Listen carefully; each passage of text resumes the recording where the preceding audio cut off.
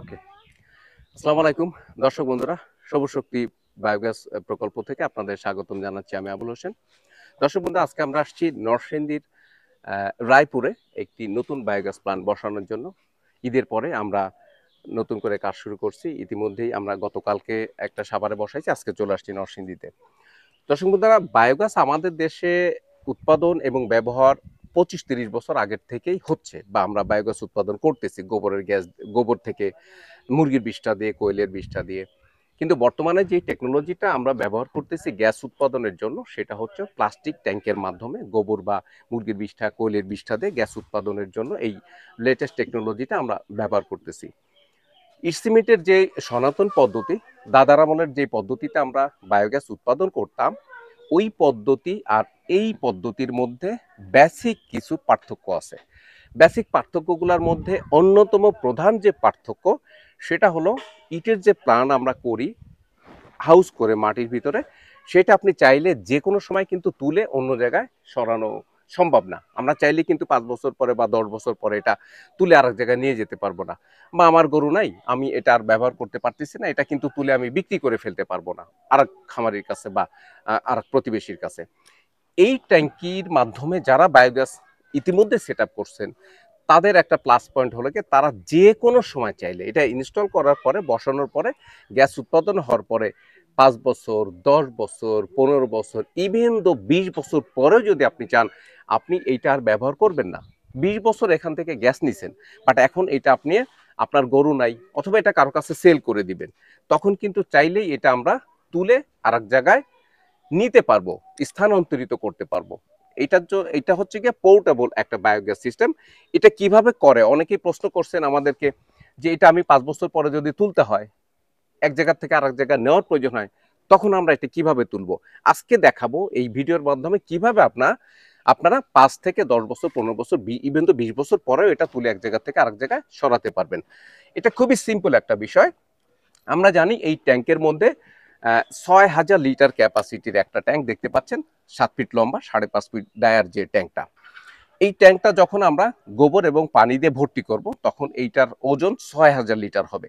তো 6,000 লিটারের একটা ট্যাঙ্কি তো খুব সহসাই কিন্তু তুলে আর এক জায়গায় নেওয়া সম্ভব না। তখন আমরা কি করব, আমার হাতে দেখতে পাচ্ছেন একটা ড্রেন নাট বা একটা প্লাগ দেখতে পাচ্ছেন, বন প্লাগও বলি এটা আমরা।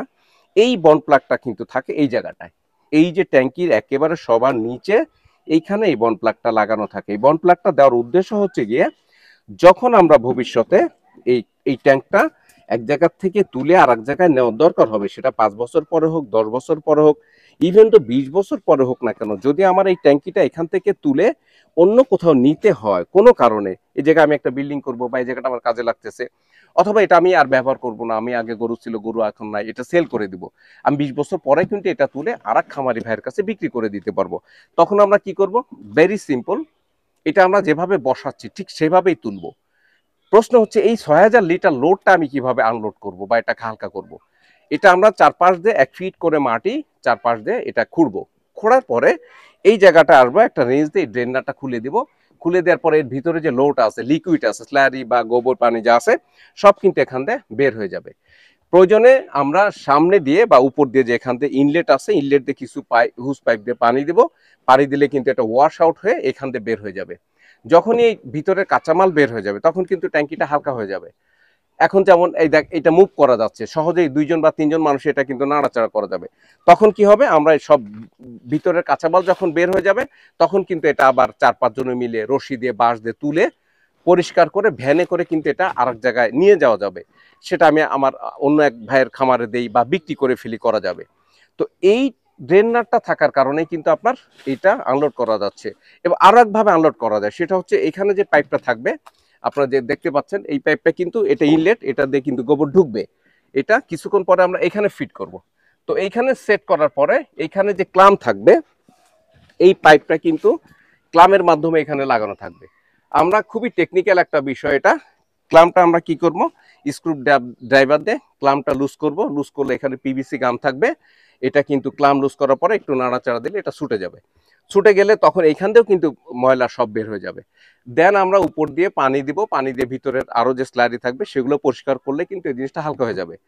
এভাবে কিন্তু আমরা 10 বছর, 5 বছর, 20 বছর পরে চাইলে আমরা এই প্লাস্টিক ট্যাঙ্কটা এক জায়গা থেকে তুলে আরেক জায়গায় নিতে পারবো। কিন্তু প্রশ্ন হচ্ছে গিয়ে, ইতিপূর্বে 15-20 বছর আগের থেকে আমাদের দেশে যে বায়োগ্যাস ব্যবহার হচ্ছে, ইট সিমেন্টের হাউস করে 2টা-3টা হাউস করতে হয়, ওই হাউসটা চাইলে কিন্তু আমি এক জায়গা থেকে তুলে আরেক জায়গায় নিতে পারবো না। ওইটা যদি কোনো কারণে প্রবলেম হয়, বাংলাদেশের 90% ইটের প্ল্যান্ট কিন্তু নষ্ট হয়ে পড়ে আছে। 5 বছর, 7 বছর, 10 বছর ব্যবহার করছে, এরপরে কিন্তু সেটা আর ব্যবহার করতে পারতেছে না। অনেকগুলি কারণে এটা ব্যবহার করা সম্ভব হচ্ছে না। ইটগুলি ধীরে ধীরে মাটির নিচে থাকার কারণে নোনায় ধরে ইটগুলি দুর্বল হয়ে যায়। গ্যাসের প্রেসারে সেটা বাস্ট হয়ে মাটির নিচ দিয়ে কোথাও লিক আউট হয়ে যায় গ্যাসগুলা। খামারি 5 বছর ব্যবহার করছে, এখনো সে গোবর পানি দিচ্ছে, একই গরু, একই গোবর, একই পানি, বাট এখন আর সে রান্না করতে পারতেছে না। এমন বহু দেখা গেছে। কারণ হচ্ছে গিয়ে, এটা কিন্তু মাটির নিচ দিয়ে 10 বছর কেন, 30 বছরেও এটা পানি খেয়ে দুর্বল হবে না। আমরা জানি প্লাস্টিক মাটির নিচে, ভালো প্লাস্টিক, ভালো মানের প্লাস্টিক হলে 100 বছরেও সেটা নষ্ট হবে না। অনুরূপভাবে 25 থেকে 30 বছর পর্যন্ত এই যে ম্যাটেরিয়ালস দিয়ে এই ট্যাঙ্কিটা তৈরি করা হয়েছে, একইভাবে টিকে থাকবে মাটির নিচে, গোবর, গ্যাস, পানিতে। বাট ইট কিন্তু 4-5 বছর পরেই দুর্বল হয়ে যায়, ড্যাম হয়ে যায়। সো যে অনেকগুলি কারণের মধ্যে এটা একটা অন্যতম প্রধান কারণ, যেটা এক জায়গা থেকে আরেক জায়গায় সরানো যায়। এটা ভূমিকম্প সহনীয়, বন্যা সহনীয়, এটা কখনো ড্যাম হবে না। যদিও ভবিষ্যতে কখনো কোনো জায়গাতে কোনো অংশ যদি এটা লিক হয়, এটা খুব সহজে রিপেয়ার করা যায়। আপনারা আমাদেরকে জানালে, আমাদের কাস্টমার কেয়ারের নাম্বার থাকবে, আমাদেরকে জানালে আমরা এসে কিন্তু এটা রিপেয়ার করে দেবো। এটা তুলে নিয়ে ঢাকায় বা ফ্যাক্টরিতে নিতে হবে না। এটা লোহা যেমন ঝালাই করা যায়, এটাও কিন্তু কোনো একটা অংশ দিয়ে, জায়গা দিয়ে যদি লিক হয়, চোরা লিক বলি আমরা যেটাকে, যদি হয় আমাদের খবর দিলে আমরা এসে মেশিনপত্র এনে এখানে ঝালাই করে এটা আবার রিইউজ করার উপযোগী আমরা করে দিব। সব দিক বিবেচনা করে বর্তমানে সারা পৃথিবীতে, শুধু বাংলাদেশে না, সারা পৃথিবীতে যতগুলো পদ্ধতিতে বায়োগ্যাস ব্যবহার, উৎপাদন এবং ব্যবহার হয়, তার মধ্যে এটা হচ্ছে সবচেয়ে লেটেস্ট টেকনোলজি, সাস্টেনেবল একটা প্ল্যান্ট বায়োগ্যাস ব্যবহার এবং উৎপাদনের ক্ষেত্রে। এই টেকনোলজিটা অস্ট্রেলিয়ান, আমাদের দেশে 2019 সাল থেকে আমরা এটা নিয়ে কাজ করতেছি।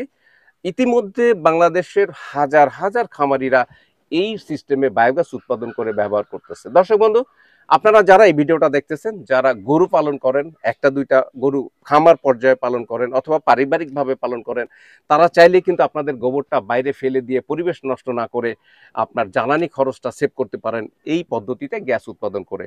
ভালো থাকবেন দর্শক বন্ধু সবাই। এই ভিডিওটা যারা দেখলেন, এই ভিডিওর নিচে নাম্বার দেওয়া আছে, আপনারা যারা বায়োগ্যাস করতে চান আমাদের এই পদ্ধতিতে, আমাদের সাথে যোগাযোগ করলে বাংলাদেশের যে কোনো জেলাতে, যে কোনো থানাতে আমরা পৌঁছে দেবো এই সবুজ শক্তির বায়োগ্যাস প্ল্যান্ট। আমরা কারিগরি সহযোগিতা দিয়ে থাকি এবং এটা আমরা সেট আপ করে থাকি। এই ট্যাঙ্কির সাথে যা যা লাগবে উৎপাদনের জন্য, গ্যাস উৎপাদনের জন্য, চুলা, পাইপ, মিটার, গাড়ি ভাড়া, টেকনিশিয়ান, ইনস্টলেশন সব আমরা করে থাকবো। দর্শক বন্ধু, ভালো থাকবেন, সুস্থ থাকবেন। দেখা হয়ে যাবে আপনাদের সাথে যে কোনো একটা কৃষি বিষয়ক ভিডিওতে। এই পর্যন্ত সবাই ভালো থাকবেন, সুস্থ থাকবেন। আসসালামু আলাইকুম রহমতুল্লাহি ওয়া বারাকাতুহু।